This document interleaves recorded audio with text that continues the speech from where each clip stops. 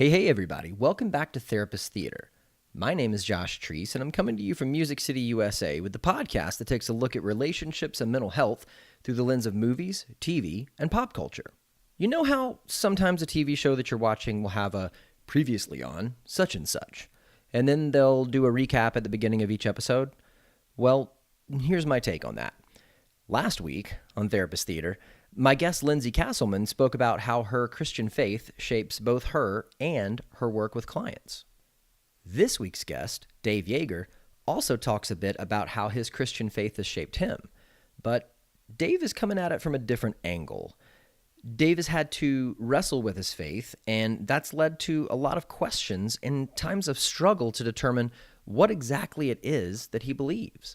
I didn't even realize it until I sat down to edit this episode and listen to it again, but these two episodes are cool companions to each other. Dave is someone who was at Trevecca and the counseling center a little bit before me, so we never had the chance to meet while I was there. I had heard so much about him and looked forward to this interview so much. He was an absolute pleasure, and I know that you're going to love hearing his perspective on Bohemian Rhapsody. Is this the real life? Is this just fantasy? Nope. It's Therapist Theater. So let's dim the lights, raise the curtain, and start the previews. Welcome to the theater.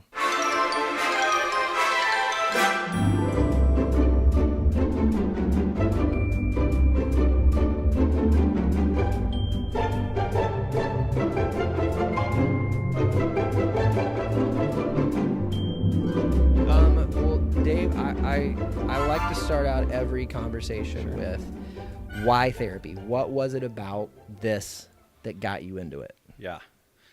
For me, I grew up a pretty anxious kid. So I was the oldest child in my family, and I just remember as a kid not sleeping at night, and increased heart rate, and I was a hypochondriac, so I thought I had cancer or something, some disease that would inevitably kill me for most of my life. And during stressful times in the year, it would really amp up. And nobody really I lived in a small town. Mental health was not a big thing. Where are you from? I'm originally from Cambridge, Minnesota, which is about an hour north of Minneapolis. Wow. So you must love wearing short sleeves right now. I swear that I was born in the wrong place. Like my whole family, I'm blonde hair. Everyone has like dark brown, black hair, and I'm the only one with blue eyes in my family. And I hate the cold. I mean, Taylor Swift had that song "Never Ever Getting Back Together Again," and just the concept of a breakup is how I felt about Minnesota. I was shoveling snow. We had gotten like 2 feet of snow that night. And I was shoveling it over this 8-foot-high fence. It was like this 80-foot-long driveway. You had 2 feet of snow in one night? Oh, yeah. And it was still snowing. And so I was like halfway through, sweating just through everything, but also cold. So like you're sweating and it's freezing. And so you're that tension. And I'm chucking it over this fence. And I'm exhausted. My body, I mean, it's like that feeling in your back that you're like, I'm not going to get over this for a while. And I was halfway through, and I looked back, and I was like, I'm going to have to freaking start over again because like it's still snowing. And something happened in that driveway that day. I was 26 or 27, and I was like, this is my last winter here, like ever. And I went into work the next day, and I said, either transfer me to our Nashville office or I'm looking for a new job. And they said, head on down. So a couple months later, I just went down. Why Nashville? It was warmer. Okay. There wasn't like a spiritual or like life calling or anything like that. It was just, I couldn't be there anymore. You weren't like dying to get to the Johnny Cash Museum? Or?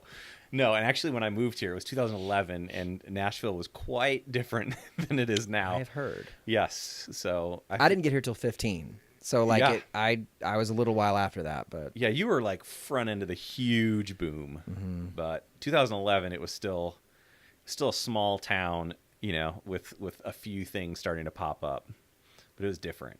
Nice. So you got down to Nashville because you had to get away from the snow. Yep. And then what was it? How did you get into therapy?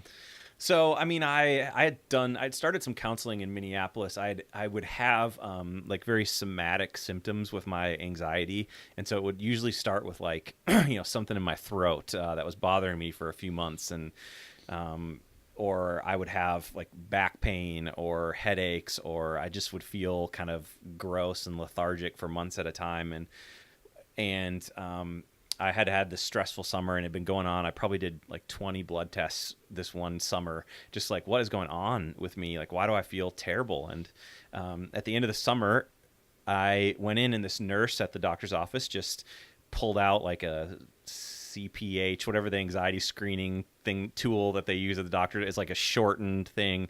And she had me do it. And I think I scored like 20 out of 21 on the scale of anxiety. And the doctor came in and was like, gosh, I mean, your blood work is all fine. Like everything's normal and there's nothing here that's triggering anything. And so it like anxiety seemed to be the theme that was like causing all of this. And so I started seeing a therapist in Minneapolis and did a lot of work there, a lot of work. And at the end of that time, I was leaving to move here and I was saying goodbye, and he was like, I know therapists aren't supposed to tell you what to do. And he was very clear about all that. And he was like, but just getting to know you over the last year, I think that this is something, that I could see you pursuing. And I had been kind of interested in it, but I wasn't going to say anything because I was like, I don't want to be like the kid who's like, I want to play baseball too, and so I just was like, I like marked that. And I also knew that I had a huge transition. And so I was like, let's think about that. Let's get settled in. And about a year after being down here, I started at Trevecca. Now, what was it? You said you transferred down here. What were you doing? Sure. So at the time I was doing Youth Works, which is we ran like service learning trips for high schoolers and middle schoolers all over North America. So I was on the road like 60% of the year. I managed a lot of our Southeast United States locations, and so I did grad school, working full time, traveling 60% of the year. Through that whole thing, and so it was pretty brutal few years there, but surprisingly, it was very long and incredibly quick at the same time. Yeah, I think that's a pretty apt description of it. Of grad school. Yeah. I did it full time and was working part time, and then I probably said this in a bunch of episodes, but like in 2017, it was still full time classes for the first 2 semesters and clinical internship and part time job, and we got engaged and we're planning our wedding. Yeah. And then I just died. I just died at the end of that. Yeah. And here I am. Yeah. Yeah. I mean, I remember walking across when I graduated to get my diploma thinking, I had this feeling in my head like I was like working so hard. I felt like I was drowning, and I was just able to gasp enough air throughout the whole process. And then I was like, and it's done. Like just like that. It was like, felt like I had to climb Everest every day, and then suddenly you're just like, I'm done. And then you get, to do 1,000 hours of direct client hours and 200 hours of supervision that takes 3 years after you get your master's in counseling. And so it's a long journey that I was also just starting. So how, with like the craziness that involved so much travel and working full time while you were doing it, because of the work that you had already done before you showed up, do you feel like that helped you get through anxiety wise, or like what was that like while you were doing it? Sure. So I find actually that when I have a lot that's grasping for my attention, that my anxiety goes away. And so I felt like I had kind of constant state of like answering a question or doing an assignment or being engaged, right? Being very present with my life.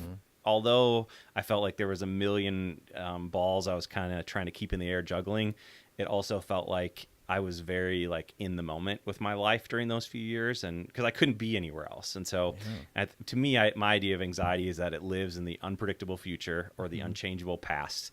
But in the present, there's this moment of peace. And it was weird because it didn't feel like peace, but it also... It was not like my times where I'd had severe anxiety because I was just I had to be so engaged with what I was doing. I always say it's like you're a time traveler. Yeah. Because you're either living Sure. kind of dwelling on something back there, or you're worried about something up there. Sure. So if you can figure out a way to land back in the present, Sure. then that'll help a lot. Yeah, and I mean, I was a terrible undergrad student. I mean, Same. terrible. I was like, I'm embarrassed to tell people my GPA when I meet them, and I think I got into Trevecca because I was like a dude. I think that's the only reason I got in. When I walked into the class the first day, I was like, this is why I got in. I'm the only guy here, Yeah. but I knew, I think, in there that I couldn't procrastinate and that I couldn't just check out for class and stuff because I knew that I didn't have like the raw talent to be in that room. And so for me, like, surprisingly, I stayed pretty engaged throughout the process, but that was a new development for me, being like, okay at school. Yeah. So- Yeah. I did horribly in my undergrad, and actually at one point got, I'm going to say, asked to leave instead of kicked out. Yeah. Just because I was on AP for academic probation for 2 semesters in a row. Yeah. But I appealed and was told no. Sure. And then my mentor, who was the director of the program I was in there, he went to the dean, Yeah. who he carpooled to school with every day, and made my case and took personal charge of me.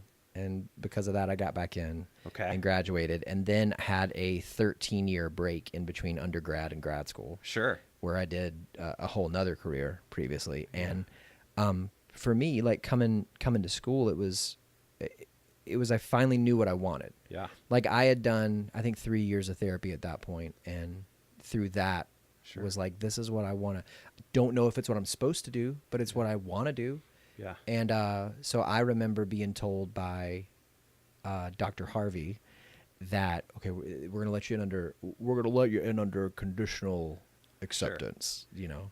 And I said, I get that. But I mean, those grades were 13 years ago, Sure. and I've grown up a lot since then. So there might be people in the program that get higher grades than me now, but there's not going to be anybody that works harder. Sure. And so I was off of that after the first semester and got into, oh no, I forgot the name of it. What's the honor society? Yeah. Chi Sigma. Yeah. Yeah. I got into that, which I'd never been in an honor society before. Sure. So that was cool. Yeah. I got to wear a special thing on my a little cord on my gown. Yeah. Which they barely let me wear a gown the Yeah. first time. Yeah. So I get that completely. Sure. It was just something about, and then even it was really important to me. Like my mom offered to help with the tuition, and I said, no, I can't. I got to do this. Yeah. This is on me. Yeah. So maybe it was that too. Sure. The pressure of wanting to make good use of it. But I get that. I mean, and I was surprised at it too.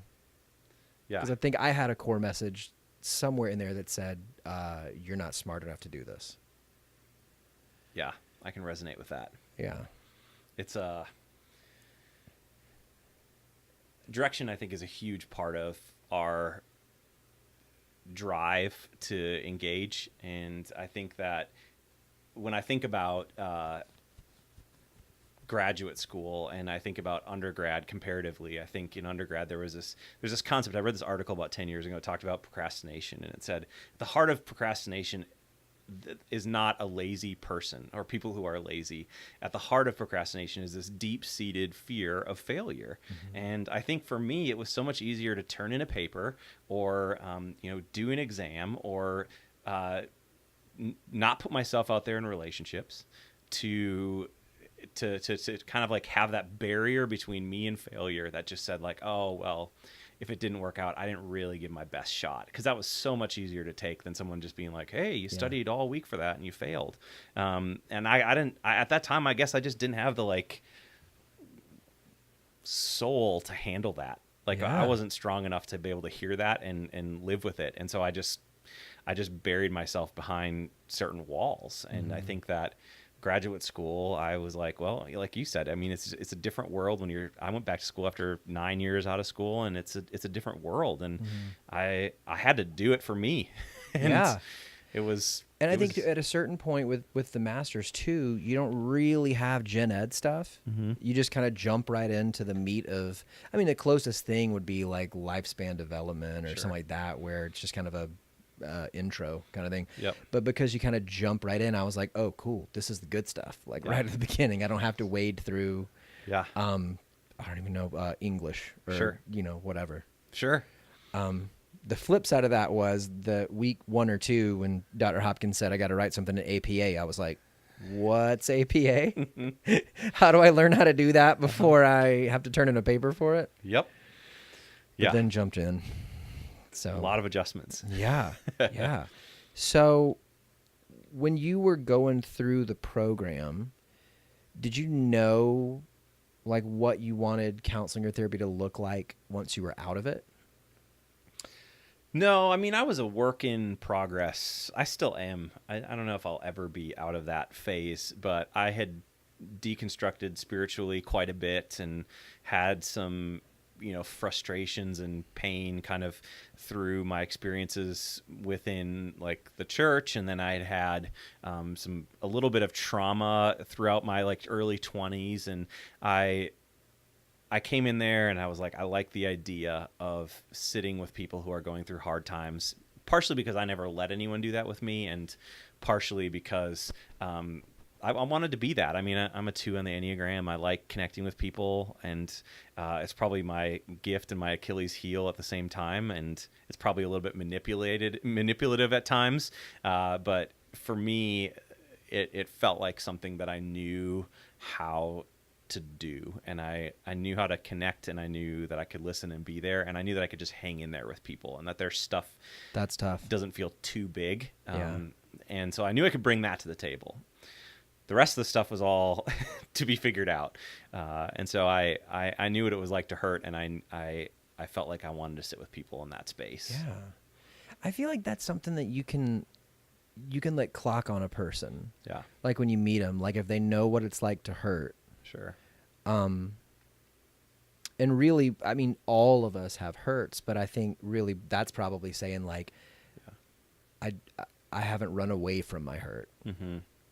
And I think that when you do get a chance to sit with a person who that descriptor fits on, sure, there's something super powerful about being with them. Yeah.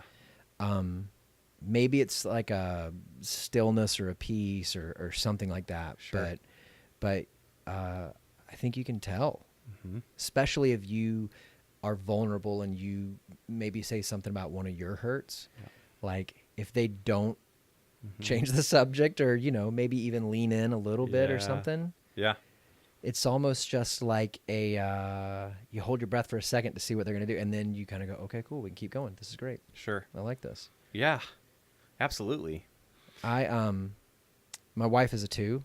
Okay. So you get it. Yeah, I really like 2s. I'm a 6.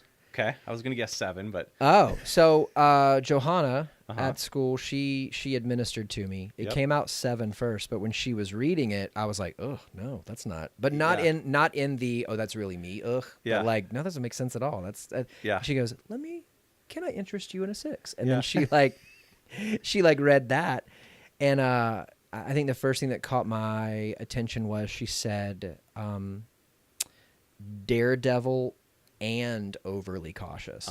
And I was like, oh, sure. Tell me more about that. And then fear of loss of safety and security. And at that point, I had kind of started developing this idea that I think that everybody has a theme feeling. Right. So like out of the 8 that Voice of the Heart uses, I think all of us kind of have one. And I haven't gotten to the place where I know that where the theme comes from. Is it that we run away from that feeling the most? Is it that we feel it the most? Like, what is it? But mine's always been loneliness. And so when she started telling about 6, I was like, oh. And then she said the thing about, when you find your type, it makes you a little nauseous. And I was like, oh yeah, that's my jam right there. Yeah. That's my space jam. There it is. Yep. And it has been an interesting thing with Leigh-Ann, my wife, and I to know a little bit more about the types and what motivates it. Because as we've been married and we've seen ourselves do something, or we've seen the other, to kind of see, okay, how does that kind of fit in with what the motivation is? It's been a good little help. Yeah, I mean, it's a super cool tool, and as much as I hate it, I do like that it's kind of casts light on both the positive and the negative sides of kind of our internal workings. Yeah. And it's a little humbling at times. Yeah. I'm still tiptoeing my feet into the Enneagram pond. Yeah. And I have to tell my supervisor all the time, like, don't use the numbers. Give me some descriptors. Because Sure. they throw out so many numbers. I'm like, oh man, I Yeah. can't keep up. Yeah. Are you giving me a math problem or something like that? Like, give me a little descriptor so I can know where we're at. Sure. When you left school, did you go straight into private practice? Like, how did that work? I did. I had my website up, and I mean, I didn't have it up. I had it like ready and Built. The day that I graduated and got my diploma and stuff, and I clicked it live, and I think the next weekend I had 2 people that came in for sessions, and surprisingly, I actually my 2 or 3 first clients were people that I saw for quite some time, and it was wild because in my head I remember thinking, like, when I clicked it live, I was like, please God, help me to have someone who's like just got broke up with, or like something kind of surfacey. Like, I've done a lot of hours in the counseling center and stuff, but just for my first one. And my first client was a very successful adult in the world, and was very intelligent, very smart, kind of had it all. And I was like, oh boy, this is going to be interesting getting started, because it was not the layup case that I was hoping that I would get. And but it turned out to be like a really wonderful first client to walk with me for a long time, and for me to learn a lot and experience a lot, and hopefully that person benefited from having me as well. But it was so I just got started, and I was working full time for another place for a couple of years, and I was kind of just building private practice, and eventually was going to just transition over. Wow. So yeah. Well, I mean, I cannot have you on the show and not ask you this, because there's a thing on your website about it, and Dr. Hopkins talked about it too. You got to tell me about the tattoos, because like, it seems like it's just such a big part of the story. Yeah. I mean, I got my first tattoo. It was a stick and poke tattoo that a girl I knew did in a field in the middle of Poland, which was probably totally dirty and unsafe. But I got that. It turned out terrible. And a couple months later, I went and got it professionally covered up. So it exists still, but underneath a whole lot of other things. And I always loved like tattoo art. And for some reason, like, that way of like displaying something was really cool to me. And so I just got interested in it, and I started getting, I just kind of got bigger pieces when I got started. And I'm totally not the person, like, if it's winter time and you see me, I don't think you'd be like, if you got to know me for a little bit, I bet he's covered in tats, like, I just don't think you're you'd not think walking that. out in a tank top in the middle of December. Right. No. And although Minnesota, so you probably could, like, you Sure. could probably get by with that. Sure. I don't know. Thick skin and all. I should be able to, is what the truth is I'm shitting on myself. I should be able to do that, but I'm such a wimp. Like, I'm cold in here right now. You know what? Like, I left South Carolina, where it gets cold for like 2 months a year. Went to Southern California and was there so long that I've lost any and all ability to deal with cold. Like, I can't stand it. I don't want to be near it. Yeah. Give me my sun. Sure. So you started getting pieces. And then I guess kind of most recently I've started getting a lot of portraits, which I get most of my comments about. So I've got a Lincoln portrait, I've got an Elvis portrait, I have Amy Winehouse on my leg, and I also have George Washington on my leg. And so I've gotten a number of portraits, and those have been just people that I've admired in some way, or something about their story has really like gripped me in some way. And so I've gotten a tattoo of them, and my tattoo artist is really great. His name is Ian White. He's in Nashville, and he runs and owns Safe House Tattoos. And he normally doesn't do portraits, but I'm a good friend. We're good friends, and he kind of does them for me. And especially if he thinks they're cool, which so far he's thought they all were cool ideas. So I'm curious if you brought an idea for a portrait, he'd be like, I don't like that person, I don't want to do it. He totally would. He would totally say that to me. But so far, he's thought they were all like pretty cool ideas. And so, but yeah, it's been a long journey with those. And I still, to this day, I have days where I love my tattoos and I have days where I regret having any. I mean, walking around town here, probably once, twice, 3 times a day, someone will ask me, "Oh, is that a Lincoln tattoo?" Or, "Oh, is that Elvis?" Or, and they'll grab my arm and they'll start touching me. And I had this old lady on an elevator once, like rubbing me all the way up to my arms, looking at my tattoos that I'd never met before. And there's a part of me that's like, it's kind of cool. And I'm like, I got this, and I put it on my body, and I put it on a spot where people can see it. So I should be like okay with that. And there's another part of me that's like, after I told the story like 10 times, I was just like, I don't want to tell the story anymore. And partially I put it on my website because I was like, you can read about it on here. Here it is, and check it out there. So, well, I mean, I think that it's probably something that we have said to clients before, but like, just because you have a tattoo or you dress in a certain way, it doesn't give anybody permission to violate any kind of personal boundaries. It's not an excuse. Sure. I mean, ask a question, but yeah, like I used to have a beard that was pretty long. Okay, I can see you pulling that off. Like down here, and I probably lucked out. It only really happened once that somebody like reached out and started like kind of doing like this. Yeah, yeah. And I think that as they put their hand out, they said like, "Is this okay?" And they were already like halfway into it, and I was like, "No, that's my face. Yeah, please stop touching my face." Sure. Yep. Yeah, that's cool. Do you ever use like the stories or the examples in your sessions? Yeah, I do. I do. So, well, I was on a quick side note with that. A couple years ago, I'd started private practice, but I was working full time, and I didn't really like. I was making some money, and it was nice, but it wasn't enough to move into full time. And I was kind of on this track that was like, well, I'm going to probably do this 1 or 2 evenings a week for the rest of my life. And there was this point that I got to about a year and a half ago where I was like, listen, I went to school for this, and I don't need to be working my job as a social media coordinator any longer when I paid that much money and invested that much time into this.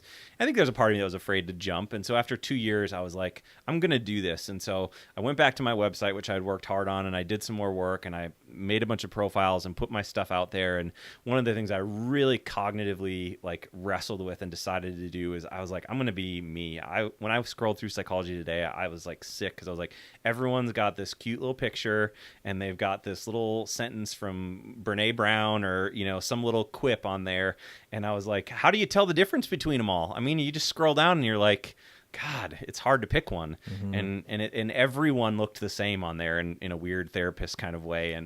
And I was like, that's not who I am. Like, I don't play like that. And I don't think I do therapy like that. And so I was like, I want people who want to come and see me and picked me out of a lineup, and I want to be different and I want to do what I do. And so I had my wife that day. We went outside with my new iPhone, and I was like, I wore something and I rolled up my sleeves and I like made people aware that like this was who I was and that it was something that was going to be different. And I mean, since that day, calls have come in and people have found me and picked me out. And I don't know what to attribute that to. I don't want to say that it's my tattoos, but I think part of just sitting into kind of more of who I was instead of trying to project this thing that I thought I should be, has felt like I found clients who come in and they're like, okay, this is what there's something about this person that. Yeah. Well, it goes back to what we were saying before. I think authenticity rings true. It rings out. Sure. And so if you're comfortable being yourself, I think that shows. Sure. And I don't think that that's necessarily people are going to come and see you that are just like you. Sure. I think I would rather see somebody who's completely different than me but is comfortable being themselves, because that means, or at least to me it means, that they're going to be comfortable being with me. Right. Yeah, and it's kind of funny to me. I still get sometimes people come up to me on the street and they'll be like, are you a therapist? I'll be like, what? Yeah. And they'll be like, I think my friend sees you. They said that you have tattoos, like whatever. And so that's like kind of awkward. It's like, well, I can neither confirm nor deny that I see your friend. And at Belmont, it's kind of Belmont is kind of an interesting place because there's the Southern Baptist roots of Belmont. And then there's kind of this generation of artists and creatives and pushing boundaries and all that stuff that's there. And it's always interesting for me. I'm doing the incoming students, their big there's a weekend or a couple days that they come in during the summer for starting their orientation stuff, and I'm going to do a parent session. And I think like when I walk up front at first, people are like, who's this guy? What is he going to say to me? And I'm going to listen to the tattoo guy tell me about my kid's experience here, and that he's a therapist. And so it's kind of a fascinating like conundrum for people when they see me, or when I speak at chapel at Belmont and they're like, that guy's the speaker today. And so it's been a wild ride. But. Yeah. And to answer your original question, yes, actually the tattoo that I talk about the most is my Lincoln tattoo. It was my first portrait that I ever got, and I had this idea of a Lincoln tattoo for a long time. And Ian, my artist, we had thrown out this picture of the silhouette. It was like this tall, black and white picture of like Lincoln walking with a cane and a long trench coat and a big top hat and kind of in his gangly way. And we were just going to put that right on my forearm. And I got into the studio that day. We've been planning on this for months. And he like shows me this picture of Lincoln. It's kind of a famous picture of Lincoln. And on like an 8x11 piece of paper. And he's like, I think we should do this instead. And I was like, oh, rule number 1 of tattoos, don't make a decision like right before you get it. And I was like, well, how big do you think we should do it? And he's like this big, like the 8x11 piece of paper big. And I was like, okay. And so he like, the piece of paper he had was just a stencil. And he basically just threw it on my arm, and an hour and a half later he was done. And I had this Lincoln portrait. How much do you trust that guy? Holy cow. Quite a bit, I guess. Yeah. So how did you, I mean, he's your buddy. How did you meet him? Like to where you're going to let him pick what goes on you? Sure. It was weird. It's just weird when you meet someone in like the service industry who like, you're not expecting to make a buddy, like you go in to get a tattoo. You're not like, hey, that guy's going to be a friend of mine. And, but I went in there and he did a tattoo on me a few years before that.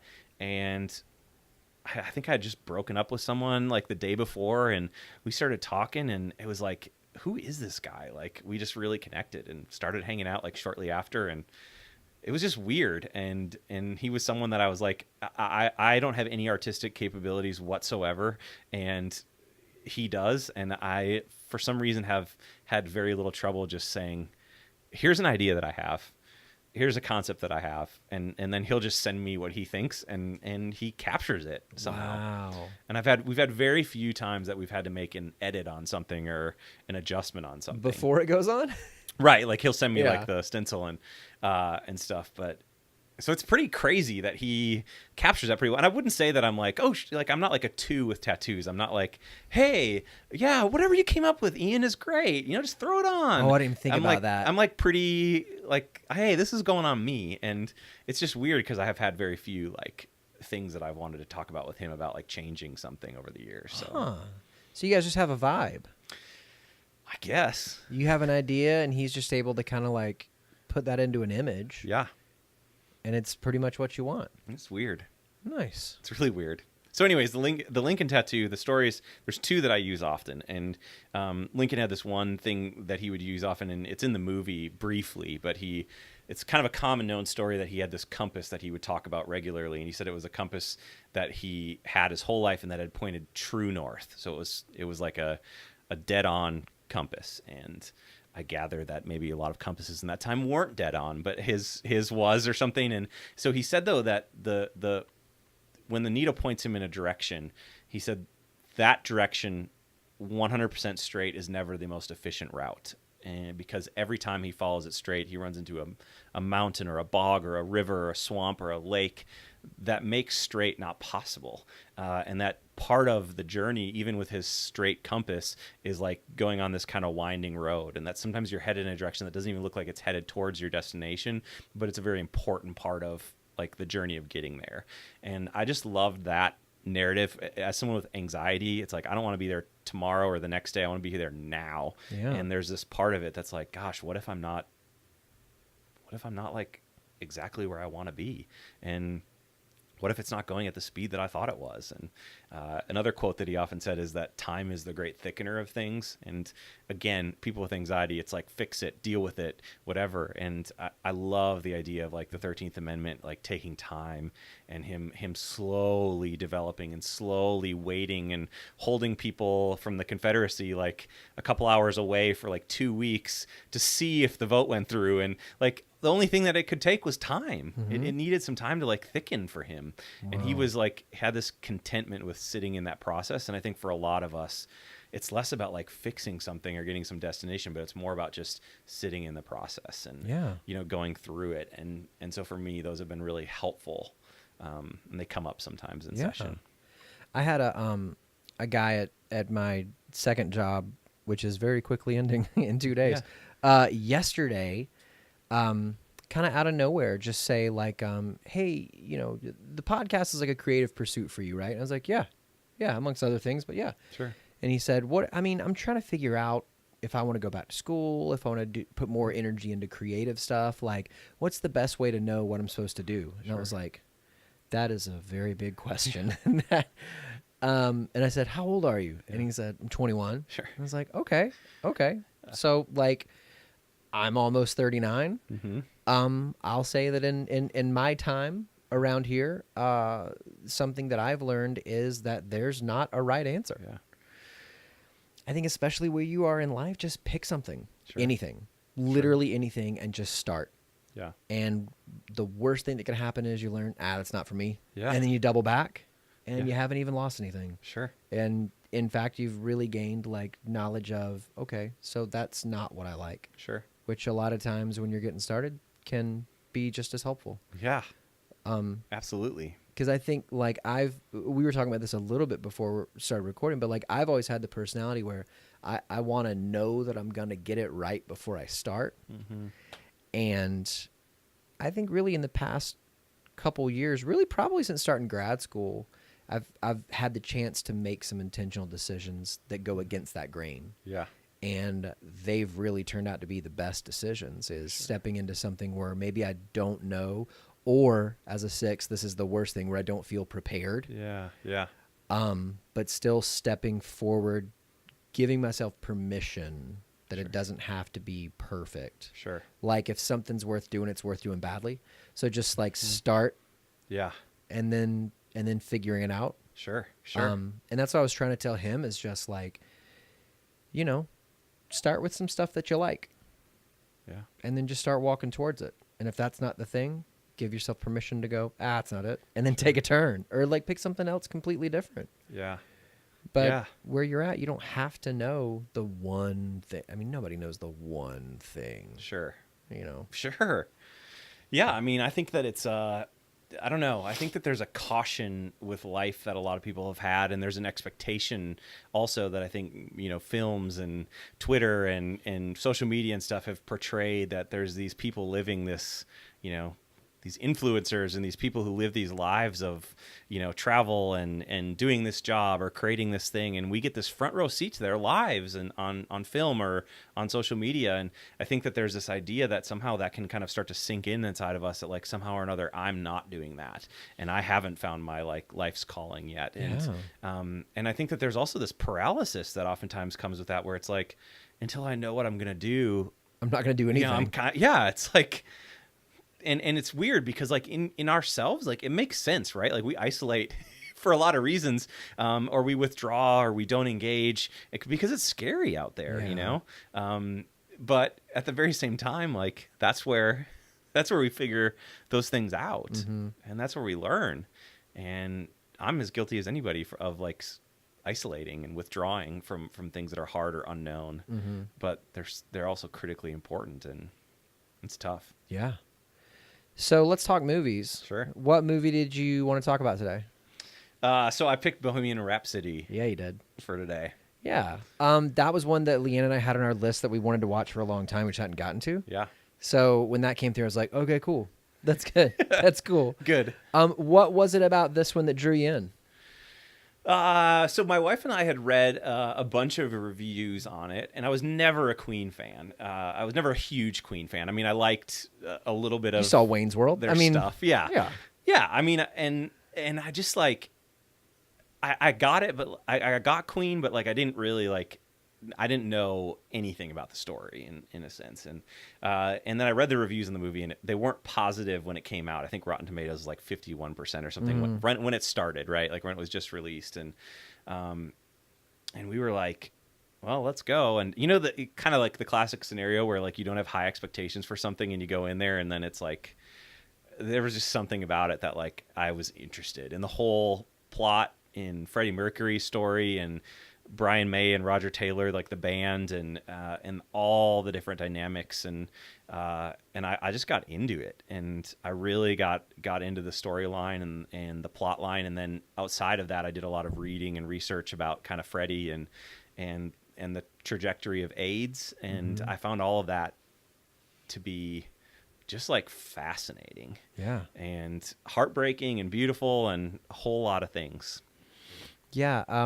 There was a period of time, probably a month or two ago, where on Netflix I found these documentaries about decades. Yeah. So it was like, I think I can't remember if they had a 60s one or not, but I know they had a 70s, 80s, 90s, 2000s. And the one about the 80s, they probably had 2 episodes about the emergence of AIDS and the epidemic. And at one point on the Capitol Mall in Washington, they had this thing where they made a giant quilt, and each square represented a person who had passed away from it. And that particular imagery of that scene in that documentary was just so powerful to me. And I think for people back then too, just to see that like, oh, this isn't about abstract people that are just out there. This is about friends and loved ones and family members of real people that were real people that really mattered. So you guys went and saw the movie, lowered expectations. Which I think for anything, you know, you walk in with lowered expectations and you give the art a chance to come up and smack you in the face and really connect with you. What was it about the movie? Well, what does the movie mean to you?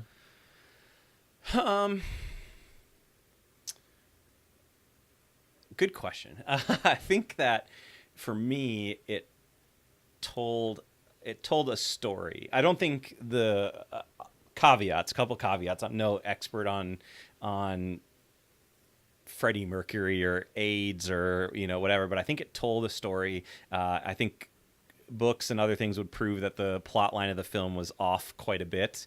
They took some license. Sure.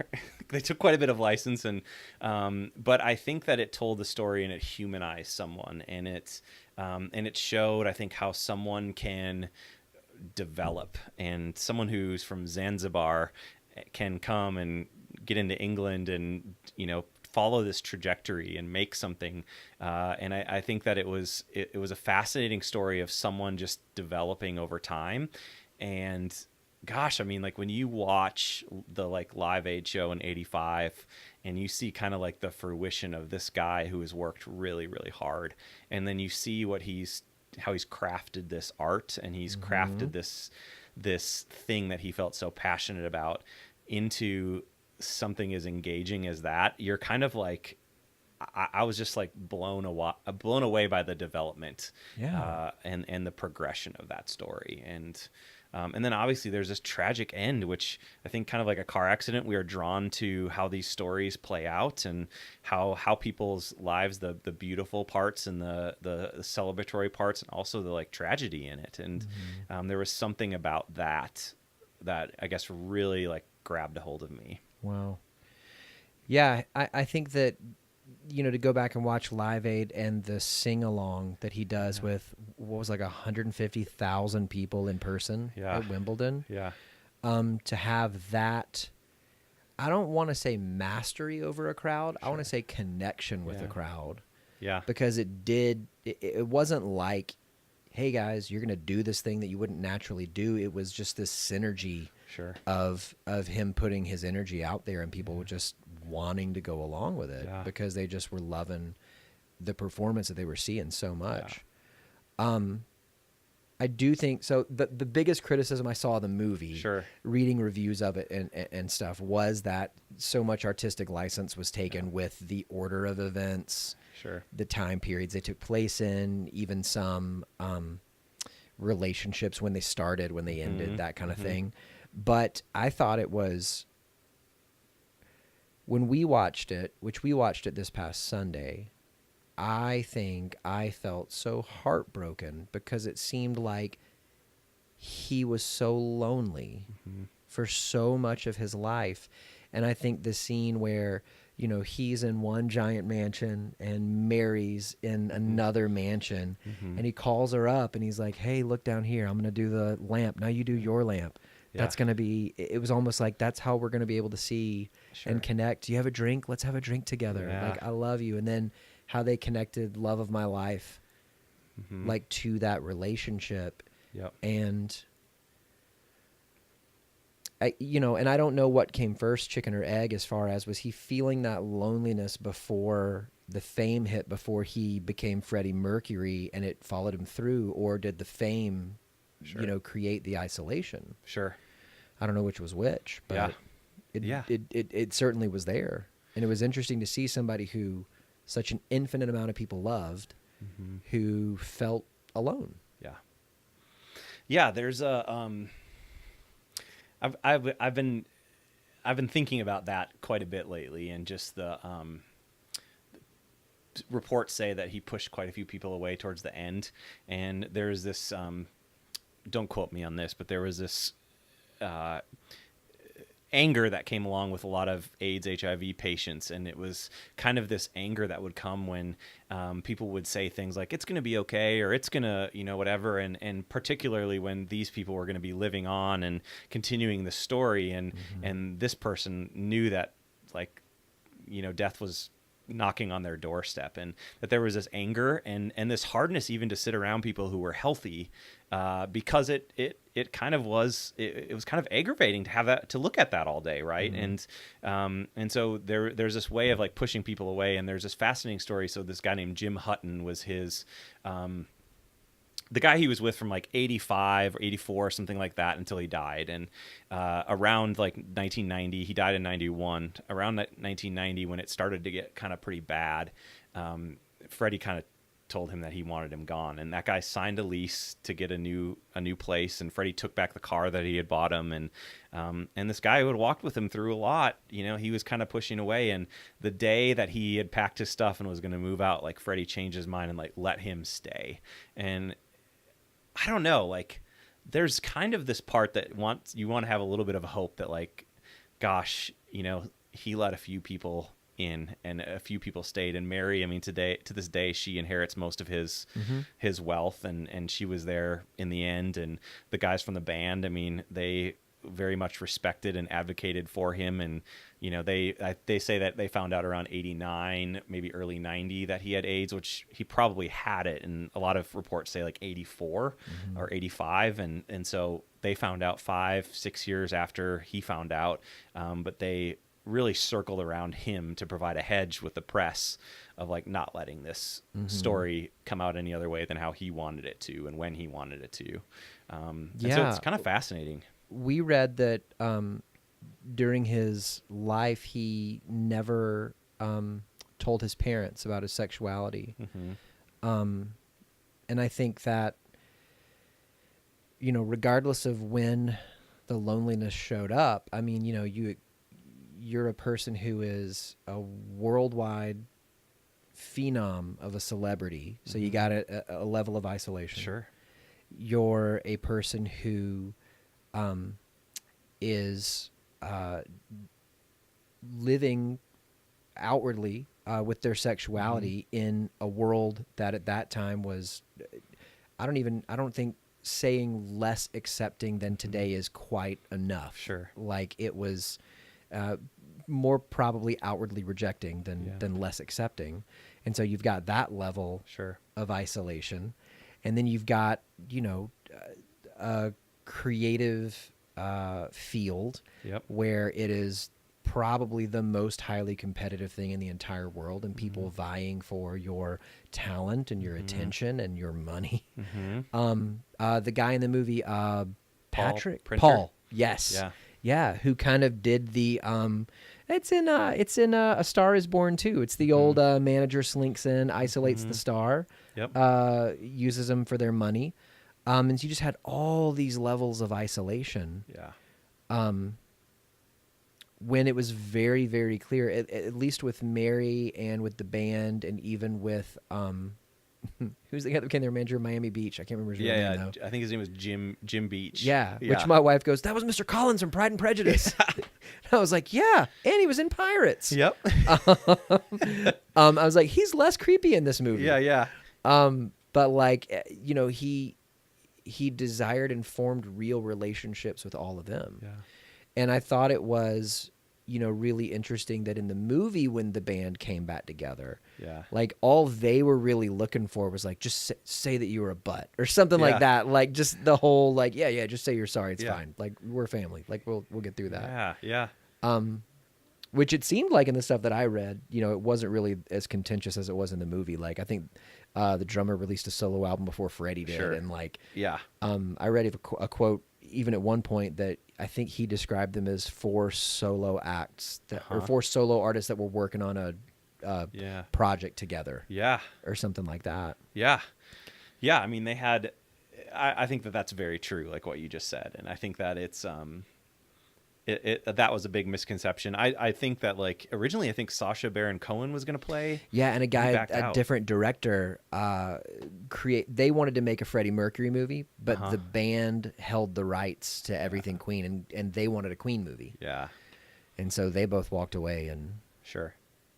So Sacha though, I think he had other concerns, and I think his concerns were that you're not telling the real story of Freddie, and I think that part of the story that he was concerned that they weren't telling is like the side of Freddie that was very, very sexual and was very, very a lot of like risky behavior and a lot of nightclubs and bringing people into his room that that he would sleep with and things like that. And there was this part of the story that he felt like they were showing, but they weren't gonna like do justice to like this fuller picture of Freddie. And so I think that he was frustrated. I don't know the whole story behind that, but kind of backed out, felt like it didn't capture Freddie fully. Hey everybody. This is Josh, and I'm interrupting the episode to say something and ask you to do me a favor. First, thanks so much for listening to Therapist Theater. This is our 20th show, and we've been able to see some cool results from it. People are sharing how episodes are helping them realize things that they need to work on in themselves, and they're going on to share episodes they think would be beneficial with others that they think could be helped by them. And you guys are a big part of that. You're helping spread the show around and get the word out so that people can hear.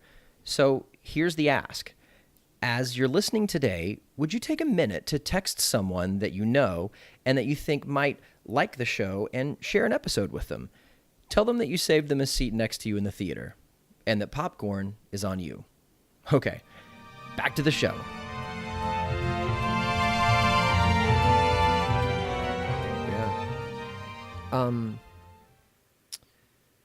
So there was this narrative thread that was going through the movie that I think the first like little tiny bit of it that I captured was when he first met Mary and said, "I like your coat," and then went to her shop where she worked, and he was looking at clothes.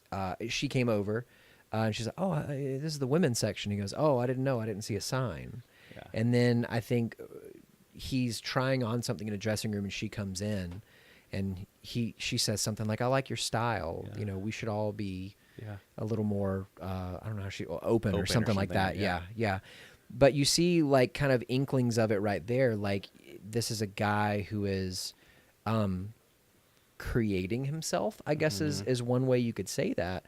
And then, you go to the dinner or something that he's having with his parents and his sister at his house, where he says, I'm going to go do this. And his dad, who a doctor maybe, but he's got a phrase that he says, good thoughts, good words, good deeds. Yeah. Yeah. So you kind of get this inkling that, I would imagine the overwhelming majority of us as people have, that maybe his dad had an idea of who he wanted him to be. But as the movie continues to progress, you begin to see him create himself more and more. And I think even at one point, when he was with his parents, they used his real name. Yeah. And then, he said something about Freddie. Yeah. I think the movie showed Mercury coming in like at a show, Yeah. like where he just said Freddie Mercury. And they're like, oh, you're not going to use your last name either. Yeah. They looked at it as him abandoning an identity. Sure. He was looking at it as he was discovering one. Yeah. Have you ever had, work with clients that are doing something similar where they're trying to create or discover an identity before? Yeah. I mean, I think we all are in some way, shape, or form. And I think that the movie captures an interesting juxtaposition, though, because there's that part of it for sure. And there's this part of he's looked at as someone who opened the door for so much with music and with sexuality. I mean, whether he said it openly or not, he lived a lifestyle that was different than a lot of people were publicly living. And so there's this part of him that accepted this sense of self and this love of theater and fashion and music and opera and all of this stuff that was not culturally. I mean, when people said A Night at the Opera came out with Bohemian Rhapsody, people were like, opera and rock, do not mix. This is stupid. This is whatever. And he pushed through. And so people think of him as this champion for, being yourself and pressing into that. And yet there's this whole other narrative of never came out. Even when he's at the end of his life, he takes pictures with Mary at parties instead of Jim, his partner of 6 years, and never telling anyone what he's dealing with on the inside. And so there's this crazy part in there of how is it that you are pushing into who you are so much attention, and at the same time denying parts of who you are so much. And obviously there's cultural and there's pressures and things that we don't even have a concept of what that was like, and to be in that position at that time. I don't want to put words into that, but there is an interesting tension there. But I do think that I think that's all of our journeys, is to go through that process. In our late teens, we start to be who am I? And what do I want to do with my life? And why am I here? And the hard part, I think, for a lot of us is that takes a lot of time. Yeah. To sort out. Yeah. I mean, I think, I was probably 35 and 2.5 years deep into therapy, working out of Starbucks. And I remember saying to myself, if I have to sling coffee for the rest of my life, but I get to like myself like I do now, because it was a pretty new experience for me. Yeah. Was really liking who I was. I was I'm okay with that. Yeah. I'm okay with wearing this apron, as long as I get to like who it is that gets to wear the apron. Sure. And I think you're right. I mean, I think wrestling with, creating, discovering, however you want to look at it, our identity is something that every single one of us wants to do. Yeah. And I don't even know why I asked that. We both interned at a counseling center at university, which is pretty much that's the main work of every kid that comes in to the office there. Sure. I was just talking to a client the other day who was, I'm going to say he was remarking on the difference between beliefs of his father and him. Yeah. But, he was doing it with a lot of curse words. Sure. Because he was upset because he's hitting that, what do I believe? What does Dad believe? Yeah. Why do I believe what I believe? Is it what I believe, or is it just what he told me to believe? He's just in that weird existential, kind of crisis of, almost deconstructing himself in order to re-examine all the parts and then put it back together and go, oh, is this the me that I want to be, or is there something different? Sure. And I think it's something that is so incredibly difficult to do. Yeah. the job that we have where we get to be with somebody as they do it and I don't know, act as bumpers on the bowling lane while they get to do that. Because, I mean, obviously what we do, it's not so much, we don't tell people what they should do. We don't give them advice. We just help them process. Yeah. Like I always tell clients, my job is to help you become the most you can be. Sure. And like, so if I tell you what I would do, it doesn't get you any closer to you. Yeah. Yeah. It gets you closer to me. Sure. And there's already a me. Sure. Yeah, I mean, it's, and I think that it's fascinating too, particularly, going completely away from the movie here. I think that in the culture that we live in here in Nashville, there's a sense of artists and stuff, but there's also this strong faith background that a lot of these people come from, typically a pretty conservative Christian background. And I think that somewhere in there, for a lot of folks, not all folks, but for a lot of folks, there is a fear and a shame and a struggle to make sure that you're doing it right, and kind of that Joe Dirt theology, right? Like, is this where I'm going to be when Jesus comes back? Like, we're kind of like feeling like we need to. I have so much joy that you just referenced Joe Dirt. Have it all figured out. And that, like, it's scary, like that it's. I don't, like, there's this unhealthy amount of pressure, I think, that people feel to do things right or to understand what you're doing. And gosh, I think that they think that by being hard on themselves, or we think that by being hard on ourselves, like the harder we are, then the sooner we'll figure it out, or I won't forget to keep focusing on this. And if I do it hard enough, then I'll figure it out. And I think that I get it, right? Like, we all get that. we all go into that mode sometimes, but I also think that oftentimes that leads us further away from the destination we're looking for. Yeah. I mean, I think that the root of all fear is the sense of not being in control over something. Yeah. And if it's like a concrete fear, like a bear is running at you ready to eat you, like, I am not in control of this situation. The bear's going to eat me. Or it could be, an abstract fear, which I don't even know if the words that I'm picking, these adjectives, are even good for this, but like an abstract fear, which would be more of like an emotional kind of thing. Oh, I'm scared my girlfriend's going to break up with me. Not being in control of the relationship's destiny, right? That kind of thing. But, for any of us that are walking through life and are driven to quote unquote get it right, or driven to get it perfect. Sure. I think it's rooted in fear of not being in control over something. Sure.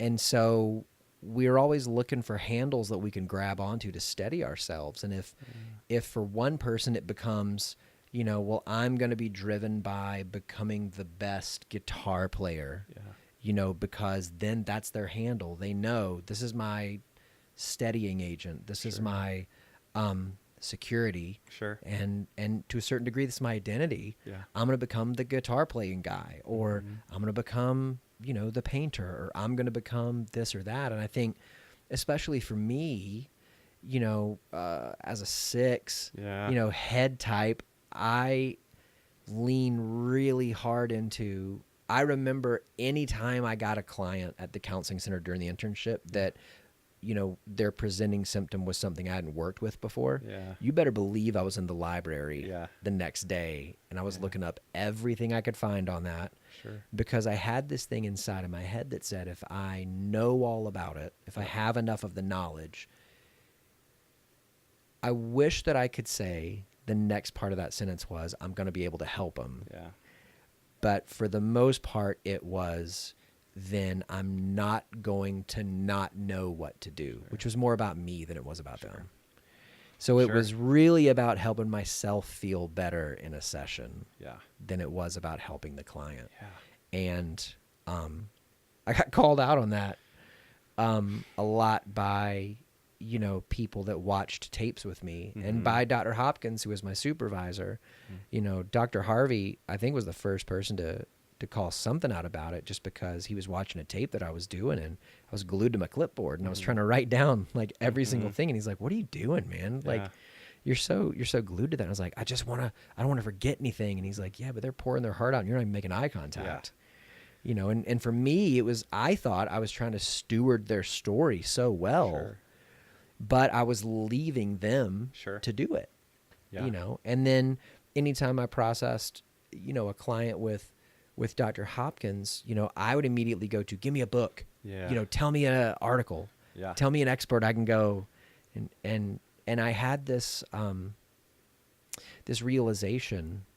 I wish I could say it was in the first semester, it was in the third, Yeah. but like I had this realization that like, okay, so if the number one tool that we have is the relationship that we develop with the client, Mm-hmm.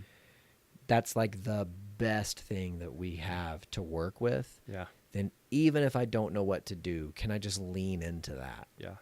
And I was Yeah. like, oh yeah, I can. And kind of realizing that, it was like I felt like every muscle in my body loosen up in a session. Sure.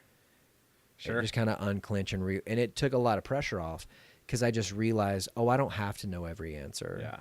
But really knowing every answer was it was my safety. Mm-hmm. And I think that so many of us get caught up, to circle it back, in our lives of, I got to be able to get this right before I even try it, Yeah. because otherwise I feel like I'm out of control and the fear just sets in. Sure. And I don't know how to handle that fear. I don't know what to do with it. I'm scared of it. I'm FDRing it, but like I'm scared of the fear, Yeah. Yeah. Being there. Sure. I mean, and I think that it's interesting because I don't know, like I think I've lived a life of fear in a lot of senses, and I've struggled to jump for opportunities or for things that I think I'd be great at or that I'd be interested in. And one of the things I've been wrestling with a lot for me is, I deconstructed quite a bit spiritually in from my upbringing that I'd had in a very conservative Lutheran denomination up in northern Minnesota, and I had a lot of questions that I didn't feel like got answered, and there was a lot of rules that I felt like were really frustrating for me, and I think for me it created this world that what was motivated by a fear and a shame, and it was motivated by like, always have your stuff together, always be on it, always be paying attention, and always be doing your best, and always, and it was this earn, achieve, perform, and God was someone to be so afraid of and have fear towards, and hell's to pay, and it was this narrative of like, I remember our grandfather used to say this thing all the time, and he's one of my favorite grandparents. This was not his personality, but one of the phrases he used to say was, I'm just a rotten to the core sinner. And it was over and over again. And I just remember like, gosh, the story that you're telling is and that you're sharing with people is one that's like, if we were to generalize it and we were to say like, God is a toy maker in Nashville, and he made 2 toys and they broke within 45 minutes. Every toy he made after that was broken, and he's mad at the toys, right? Like it's an interesting narrative that like he was kind of telling, is like, I'm just broken, I'm a mess. And it's like, well, who made that mess? Who created that? Who wired that together? And I think that it was like, I learned by proxy that like I was afraid of God, and I was afraid of making mistakes, and I had this huge fear of having to just get it all right. And I think one of the things that I had this moment a couple years ago where my parents were in town, and I was with one of my supervisors at the time, and her husband and their daughter, Lila. She's this cute little 3-year-old kid. And we were over by the Parthenon, which why Nashville has a full-scale replica of the Parthenon is beyond me, but we do. It's the same reason that Queens has those 3 spaceships. It was a World's Fair thing. Yeah. Which really, really makes me hope that they're going to do a Black sequel here in town. Yeah. So anyways, at one point my parents and my supervisor and her husband were talking, and they were like, hey, there's a little playground over by the Parthenon. They were like, why don't you run with Lila over there, and she can go play for a minute, and we'll just keep talking. And so I did, and I had this weird moment, and it wasn't like some vision or something like that, but I had this weird moment where, she's a 3-year-old and she's up on this playground with the slides and everything, and I had this moment of like, what if I had created this? What if I had created them and created this world that they're in right now, this little microcosm that I'm watching, and I was like, what would I want from that world? Like, what would I hope for of that world? And it was funny because I just didn't want her to be like, tell every kid like, see that guy over there, he created this, and if you don't believe that and think that and do everything right, like he's gonna send you to burn in hell for eternity. Like that's not what I was like wanted from that situation at all. I was so far from it. And what I wanted was, I was like, gosh, if I had wired this, if I had built all this and built all of them, I'd want them to explore every bit of that and laugh and play and go down the slides and not be afraid and jump and swing and everything, right? Like, and also knowing that, like, I was going to be around and I'm paying attention and have, like, your best interest in mind. And what I wanted from them, like, to me, that was like, would be like an act of worship or an act of, like, caring, is going out and fully exploring this life, right?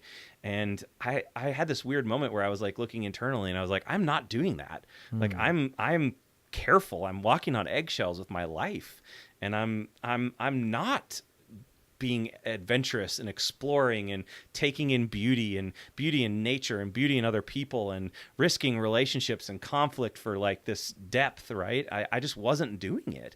I was living a life that I had numbed a lot of, and I wasn't even, like, in the Numbed through curation. Numbed through being afraid to make mistakes, or being afraid to experience pain, or being afraid to put myself out there and get rejected. I had numbed it intentionally. It was a very protective, numbing that I had done. And I think I just got, like, I got sad that, like, that's how I was living. And what was fascinating to me is I thought a lot about how, the system I had grown up in talked a lot about God, and it was something along, the lines of, like, the scary God narrative, right? And it's crazy to me, because I started thinking about, like, gosh, if I got married someday, would I want to marry someone because they made me feel like trash every day, and because I was terrified of them?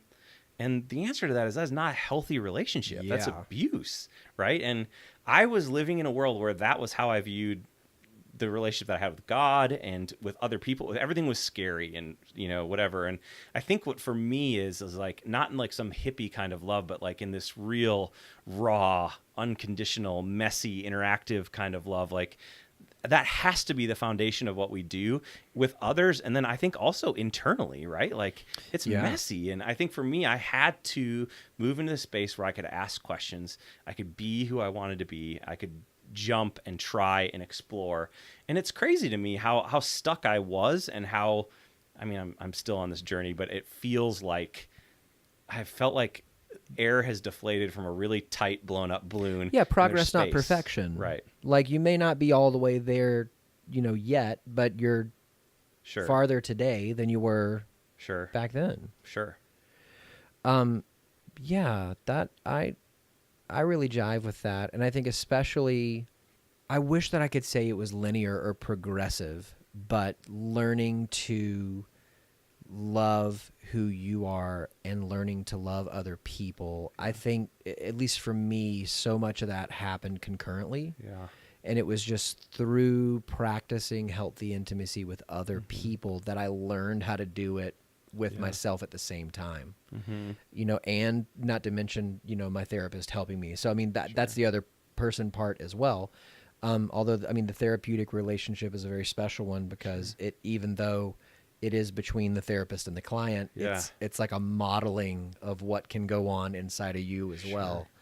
But it is interesting to compare, the fear that maybe your religious upbringing instilled in you of God, the fear that people have in their own, or I should say, of their lives, of getting out there, and then even seeing, in the movie, the fear that Freddie was feeling, that ultimately led to loneliness, ultimately led to, certainly, I think, how we saw with Jim in the movie, opportunities that maybe got away from him, that he had to.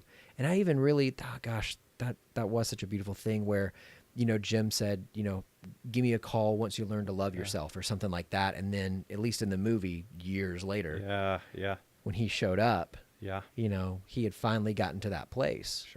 And he was able to truly love another person. It's I think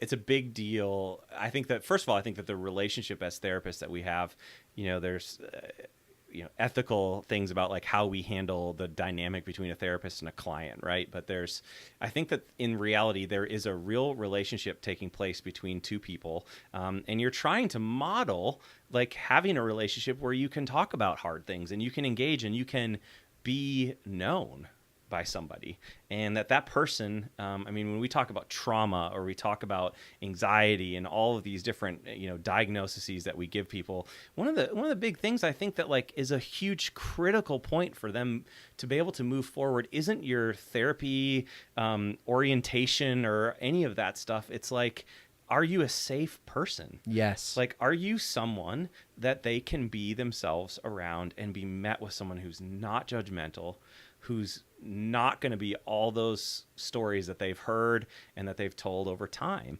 and that you're going to be a safe person. And you can't learn that in a book, and you can't, there's different techniques that you can practice and things like that. But really, at the end of the day, like what you have to bring to the room is you, and the you who's listening and engaged and empathetic and connecting, right? And like when you can do that with someone, just that simple task is like the biggest gift I think that you can offer someone. Because it's so unusual out in the world.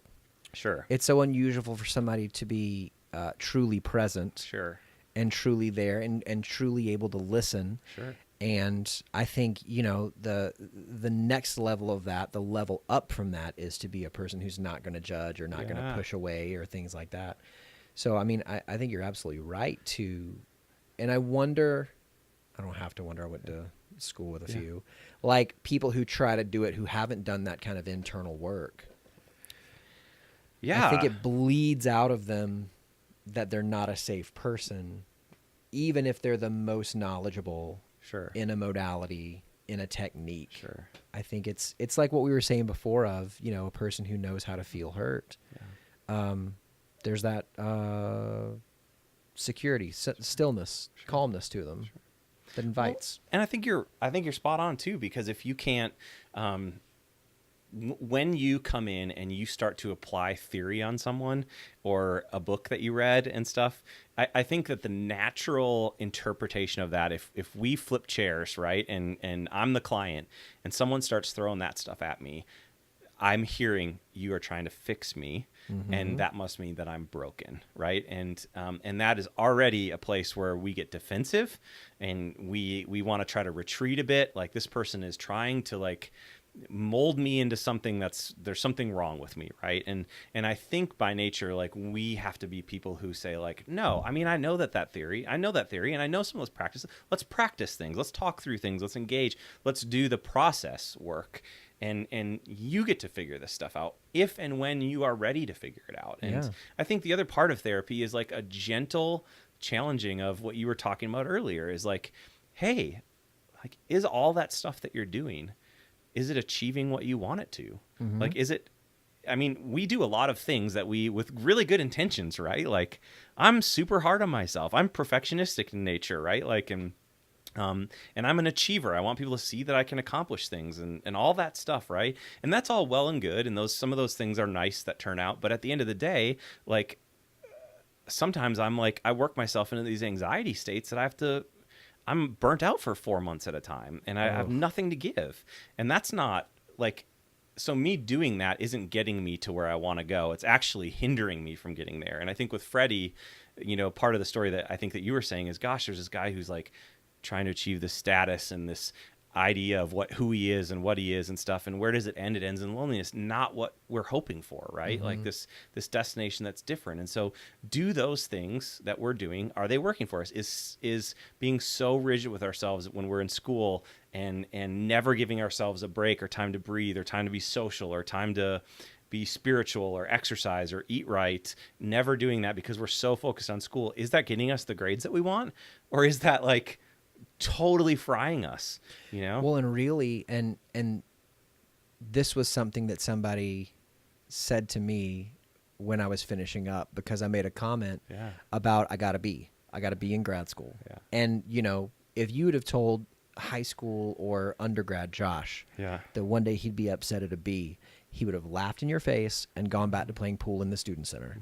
But like, I gotta be. And I think maybe I made the remark or I said the joke one too many times for this person, but they stopped me and they were like, what makes you think that straight A's would make you a good therapist? They were like, straight A's doesn't make you a good therapist. Yeah. It doesn't even make you a good student. Mm-hmm. It makes you a good test taker and paper writer. Mm-hmm. Yeah.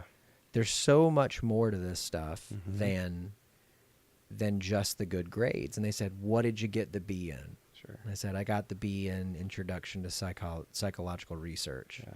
And they said, okay, why do you think you got the B? I was like, oh, I know I can tell you I got the B. I got the B because while I was preparing the research proposal, I was preparing the proposal to Leigh-Ann. Yeah. I spent 2 months preparing Leigh-Ann's proposal, and she said yes. And she goes, isn't that worth a B? And I was like, oh, that's worth all the B's in the world. I'd take every B for that. I'd taken a D. Probably not a D. I'd gotten kicked out of school. But, like, you know. Yeah. But it and then I look back now, and I think I had to relearn how to learn in grad school because I'd been out for so long. Sure. But that was another example of like perfectionism and wanting to find a handle and steady myself. And especially after I got a taste of straight A's, I thought, oh, now I got to keep that up because now I'm a straight A student. I can't. Sure. Yeah. I mean, and it's, I think that's like, what I love about the Enneagram is this idea that your number is something that you've learned how to cope with the world, like through that lens, right? And so as a 2, the helper, the need to be needed, the befriender, right? Like somewhere in my childhood, I realized that to get my needs met, like I got them met by like doing something for my parents or for, doing something for a friend, and I would get accolades or acknowledgement or whatever, and my need would get met, right? And so then what do? We learn to like duplicate that over and over and over again.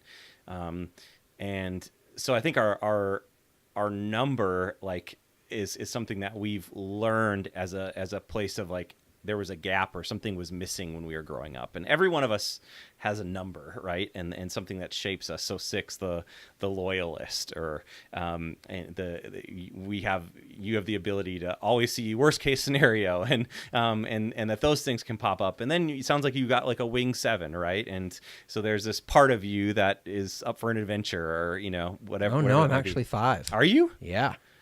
Your first part of your story today made me think that you had 7 in you. I think that might be like the daredevil thing that comes out. Sure. Just because, dealing with fear, I'm either going to it's like, I'm going to go Batman sometimes. I'm going to prepare for like every single possible thing.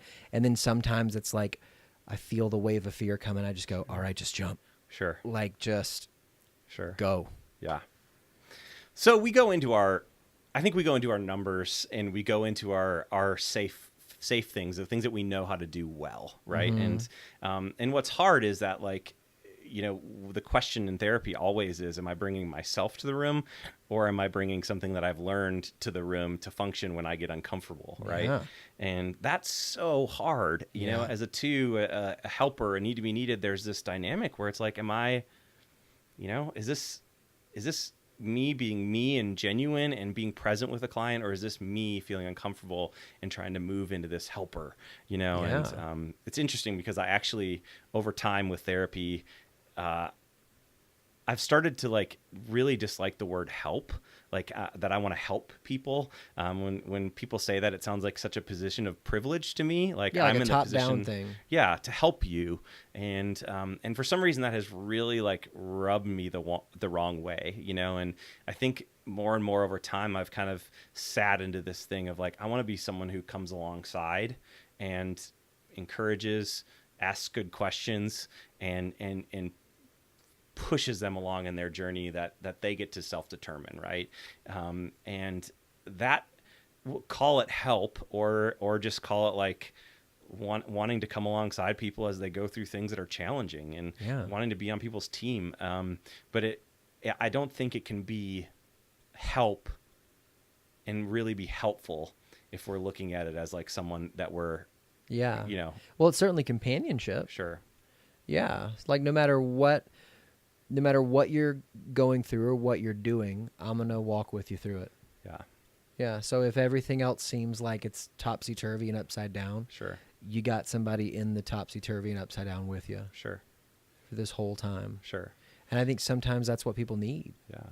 Well, and I look at it like athletics or stuff. Like you have if you want to be an Olympic runner, you are going to have a coach, and that coach isn't going to win a gold medal for you. Like, you have to do the work. You're the one who's going to do those back-breaking trainings and eat right and not have too many drinks and go to bed on time and train in the mountains where you can't breathe. And you're going to have to do all that stuff. Like, and I think therapy is very similar to that. Like, the client has to be heroic, Yeah. Like, they have to be someone who goes through it all. And we get to be the coach who says, like, hey, I think you're great. I think you're doing okay. Like, I think you're right where you need to be. I think you're headed in the right direction. I'm on your team, and like, if you hit a tough spot, I'm going to be here. Like, I want to go with you through this. Yeah. And so we don't get to do it for them. We don't get to help them in that sense. Right. But we just get to be a cheerleader and a supporter and someone who's not going to leave. That's my favorite part, is like highlighting where they're working. Sure. And just like celebrating them for that. Yeah. I had a client earlier today who was saying, how much he's seen progress in his life because of what I've done, in the session, me as the therapist. And I said, well, now hold on. Yeah. I said, like, first off, thank you. Sure. I appreciate it. I said, but I don't want to see you minimize what you've done. Yeah. Because you have done so infinitely so much more Sure. than I have. I am the bumpers on the bowling alley. Sure. And all I'm trying to do is maybe redirect or just ask a question or highlight. I said, and I'm not minimizing what I do either, but it's just so much more that you're doing because you're actually on the field. I said, I'm the coach on the sideline. I might be barking out stuff, but you're the one having to make the plays. You're the one getting smushed or making the touchdown. Yeah. Yeah.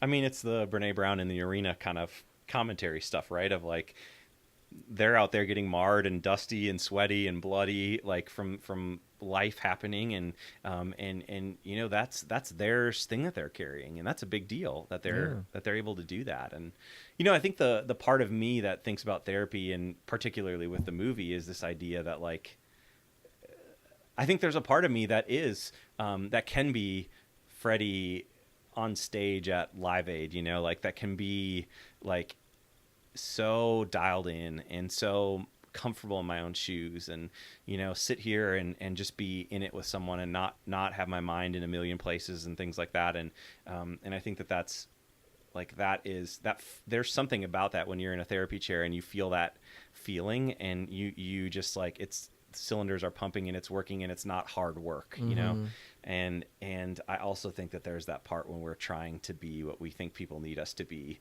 and we're trying to put on this face, and that's so exhausting. Yeah. And that's so hard. And I think it happens. Like, it doesn't, I don't, like, it's just week to week and it's day to day. And some days I'm just like, gosh. Session to session. Like, there are days where I'm like, people should burn my license, and they should just take it, because I do not know what I'm doing in this room, like, I just don't feel like I have that. And there are other times where I'll go weeks on end where I'll be like, I love this. Like, every day has felt. Do you think the burn my license feeling is when your stuff comes in the room? Yeah, I mean, I think definitely, right? Like, I think it's when you start to try to become responsible for another person's, improvement, with quotes around it, or success, or I don't know. Like, I mean, usually that'll happen around the time when I have a couple of clients who are hitting a setback or feeling discouraged, or I've got a lot going on, right? And I'm bringing you into the room like, gosh, I have to do this stuff, but I'm here with you for an hour. And I notice it happens when I, like, watch the clock a lot, and when when I'm anxiously moving a lot, and so there's triggers now that I'm starting. My body kind of tells me before I realize it. It keeps the score, if you will. Sure. Yeah. Yeah. I got a bunch of fidget toys by my chair and by the client's chair. Yeah. A, because I just like toys, but like B, because it really does. I mean, I've seen. I had a client at the counseling center who's like 6'6", like just this giant Dorito chip of a person, because his shoulders are like, this wide. Sure. And I saw him come in one day and his leg was just, I mean, like Thumper and Bambi, just going. And I was like, and I had at that point in time all of the fidget things on the couch, like on the other end where the client sits. I said, hey, look over there. You see all that stuff? That's fidget stuff. Yeah. Pick one of them up. I was like, what? I was like, pick one of them up. And he picked up a fidget cube. Yeah. And as soon as he got it in his hand, his leg just stopped. Yeah. Yeah. So I always wonder, I am so someone who's not comfortable in my body most of the time. Like if music comes on, I'm like, okay, I don't know how to move in a way that would look resemblance of something that like would be dancing, you know, Yeah. or I just feel like I'm a stick most of the time, you know, and it's so I feel that a lot, and so to me, sitting in that space is uncomfortable, right? Yeah. Like we went to a wedding, my wife and I, a couple of weeks ago, and my wife can turn off that part of her brain and go dance and have fun, and I know that she wants me to do that with her, and the whole time that she's out there dancing, and she doesn't know anyone, so she's out there by herself dancing, I'm just like, you suck, you know, like you I am the same way. I am the same way. Yeah. And I mean, I'm holding that chair down on the side. I can't let it float away. yeah, I'm running security over here. Yep. Yeah. But like, I think what I've tried to do lately is I'm trying to pay attention as a therapist to more than just the words that they're saying, but the tone that they're using and their body language, right? And I had a client a couple months ago who I just noticed was getting really small all the time and sat properly and perfectly all the time in session, and I had seen this client for months, and they had done some really good work, and suddenly, like that day, you know, comes out a story about having been abused in high school, had been assaulted in high school, and this whole plot line that was like I had just been missing, and the thing that like drew it out was like her physical body was communicating something, right? And I just asked about it, and it was like, boom, that was it, you know? And so it's kind of weird to me. Like I'm very insight based, and, you know, I always heard that that's like one of the worst forms of therapy is like, great, insight is super helpful, but like at the end of the day, what's going to change it is you jumping, you know, like not the insight about it. And so like people would say like, oh yeah, flying's safe. It's safer than riding a car. And I'm like, yeah, but when turbulence hits, I think we're going down. And like, you can't give me a stat or insight that's going to help me right now. Like I'm just, you know, I need a parachute. And I think that for me, like going into insight based and stuff like that's really like a something that I feel good at. But the body language and the listening to the much broader context of what a client's doing and showing you is, I think, is critical and super hard. Well, it goes back to what you were saying before about being fully present. Sure. You cannot observe the kinds of things that you're describing if you're not fully present. Yeah. Like if your mind leaves your body for a second, you're missing all of that stuff. Yeah. And it just speaks to the kind of work that a therapist needs to do. Yeah. In order to do the work of therapy. Sure. Yeah. Well, and I think that if you care about people, one of the things I've tried to really shift in my head is I think sometimes it's easy for us to look at people as projects, right? Like that I have some sort of a destination in mind for them where I would like them to go or what I think health looks like. And I think what I've really tried to shift in my own process is that they're not a project, but they're a person, right? And if they're a person and not a project, there's quite a different way of how we would approach and engage with someone like that, right? And I think I used to think about it a lot with like, I think a lot of the faith system has used this project mentality, right? Like this evangelistic or this outreach or this, you know, or like, hey, you know, the goal is to get rid of this thing in your life or whatever, as opposed to a person-centered thing of like, what are your needs? Like, what's going on? How are you doing? And like being a safe place for someone to be who they are and struggle with what they're dealing with and what they're wrestling with internally, and that they can be safe doing that so that they can do the important work that they need to do, not just hide it, right? Yeah. And so I think for me, a part of that like is beyond just like the body language and things like that is how you view a client and your perspective on them. Oh yeah, like your worldview is going to totally shape your work. Sure. Which is just, I mean, that is just a giant philosophical thing that we could have 7 more episodes on. But I do think it's important, and I think that does go back to the personal work. Yeah. And I would say if you look at a client as a project that needs to be fixed or a puzzle that needs to be solved, you can't be present with them during that because you've got the answer in your head, or you're trying to find the answer in your head instead of trying to be with the person who's with you. Sure. It is the reason why I stopped reading my intake forms before my intake session. Yeah. I read them after because when the client would fill out the intake form and I'd read it before, I'd always pick out something in the form and that's what I was listening for. Yeah. Like I was looking for an Easter egg. Yeah. And I was like, oh, that's not going to work. Yeah. I can't be with them if I'm looking for the egg. Sure. So I read them after the first session now. Yeah. So I skim my intakes beforehand. I try not to read them too thoroughly just because of kind of what you just said.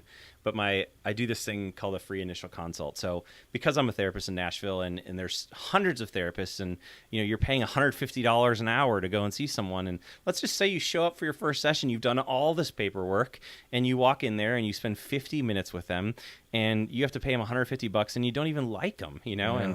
And that's a brutal, market entry, like the system of therapy, like, oh, I hope this person, I can let them into the most inner part of my life, and so it's tricky. It's a tough dynamic. And, being that I have a full-time job, and I do this kind of on the side as kind of something I just do on my own. And I've kind of created this idea of this free initial consult where people can come in. And what I really try to do is they do the paperwork before they come in. It's 20, maybe 30 minutes tops. And it's kind of a meet and greet. But I ask them two questions. I'm just like, why are you coming in here? Like, what's going on? Why now? And I want to hear it in their words, not written down somewhere. I want to hear it there. And then I do kind of a solution focused question of 6 months from now, things just feel healthier. What's different? What do you notice it's different? The miracle question. Right. And they give you this, well, this is what I think is going on. And this is where I think I want to be. And, it's two simple questions, but it provides a framework to move on that I think is really helpful to say, get out of the way of what I think we should do, or what I think their needs are. They know. And what's hard is when I go to therapy, I know what I think that I need. And sure, that person's going to challenge me or try to make me engage with some of that on a deeper level. But at the end of the day, I know what I'm looking for and what health looks like for me and feels like for me. And I think, part of being a therapist is learning to trust that process and saying that they know, our clients know what they need. Yeah. And they can get there. Yeah. Well, I think that's a good segue. So let's say that there's somebody that was listening to this episode that just by listening to you feels like, oh, I could really connect with him. How can they get a hold of you if they want to see you as a client? Yeah. I am on Psychology Today, so you can find me there, which you'll put my name up on the podcast. Yeah. And my practice here is called Restoration Therapy Nashville. And so I have a website, and you can read more and call and ask any questions you have. All my contact information is on there. And I'm taking clients here and there. I'm pretty full, and my wife always says that I should just own up to it, but I always tell people that she would probably leave me if I take many more clients. But it's been That's not going to get people to call you. Fairly busy. You know what's weird? Sarah Hopkins says this to me too, but she's like, every time you turn away a client, you'll get 2 more calls. And I feel like it's been one of the truest things anyone's ever told me is as soon as I start setting boundaries for what healthy is for me, people start calling. And it's been weird. Every time I tell people I'm not taking clients, the phone just starts ringing. And I'm not this isn't reverse psychology. I was I'm actually not. But reverse psychology today. Yeah. But if you try me for a while, every once in a while a hole opens up and you can get lucky.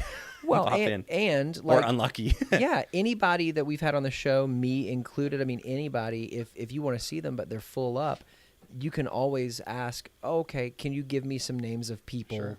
Because what's going to happen is, they're either going to say, A, what is the thing that you want to work on? And they might give you referrals based on that thing. Sure. Or, they'll give you referrals of people that are not the same, but similar to them that they get on with. Yeah. And so that could be a helpful tool. So even if they do call and maybe you're full up, sure. If they felt like they could connect with you, I'm sure you've got some people that you love and sure. that you'd recommend to them as well. Sure. Yeah. And I would say that, I think that I think that there's a number of really, really great folks here in Nashville. And I think therapy is an interesting dynamic, because I think that there's a lot of people who have had really bad experiences with therapists. And it's interesting. I think the circle that we run in, there's some pretty great folks who are out there who are really invested in walking alongside people and have their heart in a really great place, and really, really deeply care and are invested into doing this well. And I think that when you find someone that you connect with in any way, even if you can't see them, they probably know some of the people that you're looking for. Yeah. And so I think that calling those people, even if you know that they're not taking clients, and emailing them is hugely important, because then you're kind of found something that you resonate with. And I think that relationship with a therapist is so important, to find someone that you feel safe with. And it's a lot easier to take a second step if you take a first one. Sure. So cool. Well, Dave, thank you so much for being on today. Sure. It's been great. It's been good to be here. Thank you. Yeah.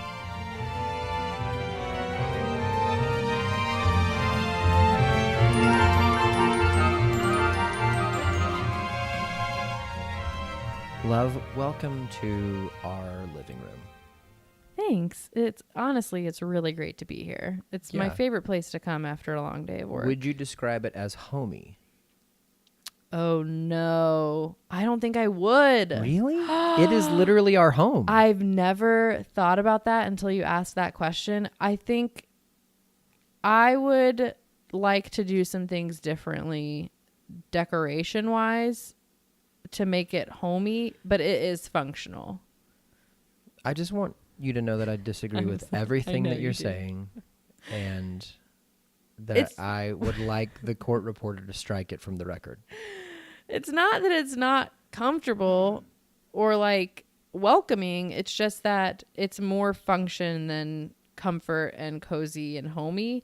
But that's also because we have a 1-bedroom apartment. So we don't have the room, like we don't have the luxury of making something purely cozy. It has to be functional. You know? I'm going to say that I know, but we may have different ideas of what cozy is. I think we do. I think we've talked about this before. Yes, we definitely have. Not on the podcast. Premarital therapy, everyone. Do it. So you got to hear the conversation I had with Dave around Bohemian Rhapsody. Sort of around Bohemian Rhapsody. I was going to say, I loved it. I loved this episode. I think you guys talk about the actual movie the least in this one, like of all the episodes. There's been a few that I've felt like that you don't talk about the movie. Yeah. I felt that way about Mean Girls. I felt that way about Pride and Prejudice. Actually, that's the 2 before this one. Yeah. I still feel like this one, almost nothing of the movie, but I don't say that in a bad way. Like this is going to be one of my favorite episodes. Nothing of the movie. I loved it so much. Both of you did so great, and it was such a good conversation. And I really did like this is going to be up there with one of the faves. I told you off air, like when I got home and we were talking about it, that I thought that we should have dinner with Dave because it was so fun to hear you guys chat, and I really wanted to chat too. Yeah. And I'm a 2. What's up, Dave? So, Dave, we'll be calling you soon. Yep. Hope that's all right. What thoughts did you have about the episode? Well, the first one that I can recall is that he talked about deconstruction a couple times. Oh, darn it. I meant to do some research before this so that I could give people a definition, because I actually just sort of learned about deconstruction. Really like a month ago, like not long ago at all. And hearing about it, I think I probably still have some processing to do around it, because it was the first time that I had kind of had a name given to a process that I feel like I've been through a teeny bit. Like I said, a teeny bit. I still have a lot of processing to do, but it was just cool. It was like one of those times where you learn a word and then all of a sudden you hear it like a lot. It was kind of like one of those. Well, I mean, the basis of it is, I look at it like looking at the inside of a machine.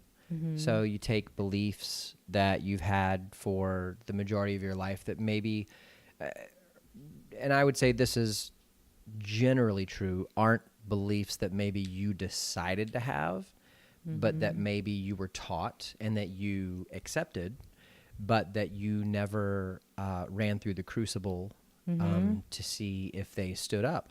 So it's taking these beliefs out, maybe opening up the back of them, and turning them over and seeing, is this something that I agree with? Is this something that I find useful? Because I think that something that a lot of people don't talk about is that beliefs are practical. Yeah. Like, beliefs give you something. There's a payoff to them. And so if you hold a belief, it is because that belief gives you security. It's because that belief gives you the ability to operate inside of your world. It's because that belief gives you camaraderie. That belief gives you something. And so deconstruction is pulling out these beliefs that you have had traditionally and re-examining them and seeing if you want to carry forward with them or alter them or potentially discard them. Yeah. And I think like the way that I actually have a friend who I've been talking to a lot about it. The way that she had heard it described was something along the lines of like this house that you have basically that's been built around you. So like the beliefs and things that you've been taught growing up, getting torn down, and it can be really painful and hard and confusing and all of this different stuff. But then reconstruction is the process of building it back up around you. So it is kind of going through and examining stuff for yourself. And anyways, this is kind of off topic, but basically I was glad he brought it up, and it was cool to hear something that I just recently learned about. And so everybody go look it up because it's worth doing a little learn. And then it also kind of ties into the next thing that I was glad you guys talked about. You mentioned, or like you kind of pointed out when you guys talked about discovering your own identity and how you were talking about it in relation to Freddie Mercury. So I think that was the like 2 minutes of movie talk. You're talking about Freddie Mercury discovering his identity, and you pointed out that you guys had both worked in the counseling center at Trevecca with college students, and how like discovering their identity that's like so much of what is going on with college students. And I don't really know why that stood out, other than I just think it's really true. And I think we can forget a lot, like how important that is for that period of time. It's not just figuring out what job you want to do for the rest of your life, or like meeting friends that you're going to have. There's so much of that time period that is discovering even what we just talked about, like discovering what you believe and discovering what your worldview is going to be and figuring out who you are. And that can be tough and painful, but I think the more that you experience in that time, like the more you can get to know your own heart, and the more kind of firm in your own personality you can be when you get out. So I don't know. I thought that was cool. I used to say that, which this is strange. I never thought this would have happened. I used to say when I worked with middle school students, I would say this about middle school and college, because I never thought I would work with college students. And then I did a whole year of it. Middle school is a constructive time in a person's life where they, for the first time, are shifting from a purely concrete way of thinking to more of an abstract way of thinking. They're beginning to be able to grasp abstract ideas, and a lot of times that is why they begin to learn more about faith, as concretely it's something that's tougher to understand, but abstractly it kind of falls in that realm. Middle school is more constructive. High school is more corrective. So you kind of build, assimilate, and then during high school you kind of shape. Right. College, you enter back into the constructive time. And so and a lot of this is because if you think about it, elementary school, you're with the same people for 5 years. then your elementary school joins another elementary school to form a middle school, or sometimes more than one. So you have this whole new influx of people in your life. And then in high school, it's maybe 2 middle schools. Anyway, it's less. And then college, it's just All of the so things. much more of a variety. Yeah. And so every time you get this big new influx of people and new ideas come with it too, it's a constructive time in a person's life. And then, I mean, I think, both of us would say this, when you get out of college, your world shrinks a little bit again. Yeah. And I think, one of the things that I realized when I got out of college was, especially because I had such a tight group of friends in college, that I had a tough time making friends in the adult world because I didn't really try to make friends in the college world. I lived in the dorm. I kind of looked up one day and just realized that I had a bunch of best friends. And in the adult world, you have a schedule and you have responsibilities and you have to plan. And so that was something I had to get used to. But all that to say, I like the idea, not necessarily of discovering your identity, but constructing your identity, because I think it gives more agency to somebody. And one of the things that I used to work with the college students on at Trevecca was that you get to choose. Like, your identity didn't get assigned to you. You don't, and if you feel like it did, you don't have to accept it. You get to choose what your identity is. Do you want to believe this? Do you want to act in this way? Do you want to accept what you believe is supposed to be? Or do you want something different? Yeah. And I don't mean that in a, you can alter reality kind of way, but I just mean it in a, like the serenity prayer. God grant me the serenity to accept the things that I cannot change, the courage to change the things I can, the wisdom to know the difference. There are some things in life you can't change. There are some things you can. And the wise person can tell the difference between the two. So, construction, that's the thing. He talked about, I think it was right after going through sort of how he was taught to feel about God. Like, he was taught to fear God and stuff like that. And then that one day he asked himself the question, do I want to be in a relationship that makes me feel like trash every day? And I thought that was a really powerful question and a powerful way to put it. And I think, and he said this too, like, not necessarily that means that you should only feel good. Cause there's, everybody does things wrong and there's stuff that's off and broken and whatever in all of us. But, that he used the phrase that he wanted a raw, messy love, which I just loved. I think I have some of the most powerful times that I have come to understand God's grace has been through my relationships with other people and them showing me grace in a way that makes me go, oh my gosh, that times 1,000, I bet, I didn't even know. So I don't know. I just thought that it was cool that he pointed that out and said that. And I think that's something that's just worth exploring for yourself, the last thing was when he talked about his client who he was noticing getting small, like body language stuff. I just was talking to someone the other day. It was about Enneagram stuff, actually. And they talked about how, and they were a 2 and I'm a 2. And they talked about coming to understand that some people feel emotions in their body, in places in their body, like rather than, I don't know. I just think emotions for me are very natural, or I should say the language of emotions. It's very much, it's in my chest. Like, that's where all my feelings are. And I process them by like naming them all and thinking about them all. And it's not hard for me to understand feelings. And so just learning that there's people who, and in this context, she said that for her and her husband, there were times where she couldn't understand why he couldn't just name the feeling that he had.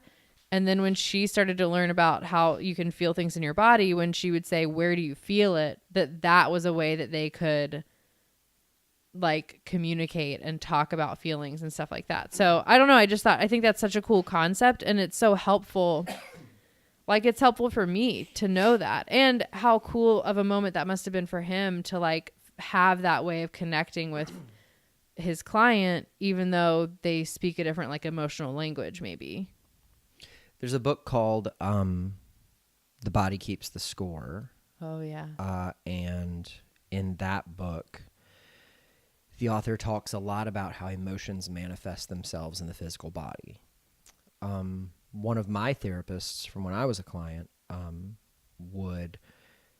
she had a laundry basket full of props, literally, not metaphorically, and would, during times that we were working, would pull out a prop and would call me to notice where in my body I was feeling the emotion, would have me hold the prop to that part of my body. A lot of times for me it was my chest.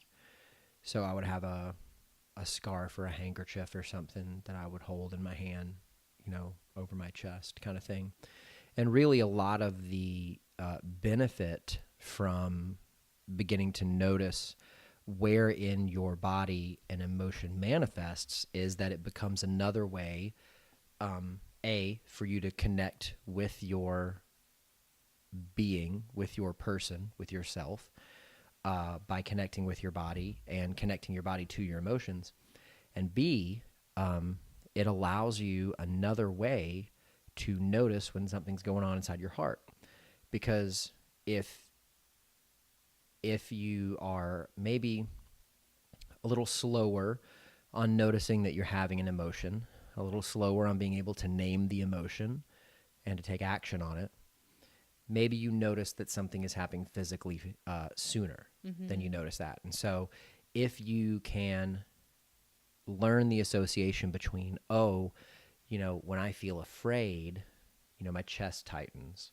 When I feel anxiety, my upper back is what tightens up. When I'm sad, my I don't even know, my you get big a pit toe in your stomach. Yeah. Then maybe you can notice those physical things happening before you can name the emotion. And then when I feel this in my body, I'm really feeling this, which is very, very useful. Yeah. That's all bad. That's all? Yeah. Wow. What did you think about the movie? It was okay. It was good. I think that there was a lot of hype around it. And so I don't really know what I expected, but it made me sad, and it made me which I guess is part of the point, is probably to be sad. Like, he doesn't, there's sadness in his life, and that's not a bad thing. I don't know. It was okay. It was good. I think I had heard that it was phenomenal, and so I expected something way more like. Who did you hear powerful. was phenomenal from? I don't know. Everyone, the world, society. Yeah. Yeah. I mean, Rami Malek won an Oscar for his portrayal of Freddie Mercury. Yeah. But I thought that, I had just watched a video on YouTube a little while before we saw the movie where it outlined the formula for a musical biopic. Yeah. And it followed that formula to a T. And it was like every one of them has to start with the musician or singer or whatever standing off stage from their biggest concert ever and reflecting on their life. And then it goes into a flash and it tells the story, and then it ends with them walking out on stage for that concert moment. And then on top of that, like, the editing in this movie was an absolute mess. Like, that scene where they go to meet with a manager or something, the guy that played Littlefinger, there are something like 50 or 60 cuts in that scene so that everybody in the band is shown the exact amount of time on screen. And it is like almost like seizure inducing. There's so many cuts. It's crazy. Buy, rent, or pass? Rent. Yeah, rent. Yeah, I agree. For me. Yeah, same. Maybe if there's somebody who's a really like diehard Queen fan, I could see that being a definite buy for sure. But I think Rent for me. Yeah. Cool. Well, I mean, I think that's all we got for this week. So since Miller's already passed out on the couch, I think it would be safe for us to raise the lights, lower the curtain, and say for this week the theater is closed.